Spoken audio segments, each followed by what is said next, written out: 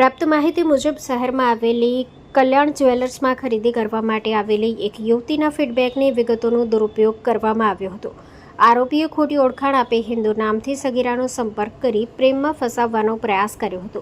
મામલો સામે આવતા હિંમતનગર એ ડિવિઝન પોલીસ સ્ટેશન ખાતે પોક્સો એક્ટ સહિત સંબંધિત કલમો હેઠળ ગુનો નોંધાયો હતો. કેસમાં આરોપી સાકિર સરદાર મોહમ્મદ શેખ અને મોહમ્મદ સોહેલ સલીમ મોહમ્મદ મકરાણી સામે કાર્યવાહી ચાલી રહી છે.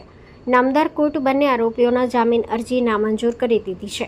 મામલાને લઈ હિન્દુ સંગઠનો તથા આગેવાનો દ્વારા વિરોધ નોંધાવવામાં આવ્યો છે. જિલ્લા પોલીસ વડા અને કલેક્ટરને લેખિત રજૂઆત કરી કડક કાર્યવાહી કરવાની માંગ ઉઠાવવામાં આવી છે. પોલીસે કેસની વધુ તપાસ હાથ ધરી છે. Story report by Jitendra Solanki, Sabarkantha. Mangal medical store. દરેક પ્રકારની દવાઓ પર ડિસ્કાઉન્ટ મળશે. હોસ્પિટલ રોડ, કોસ્મોસ બેંકની બાજુમાં, ડૉક્ટર દમયંતીબેન ગણાત્રા હોસ્પિટલની સામે, ભુજ.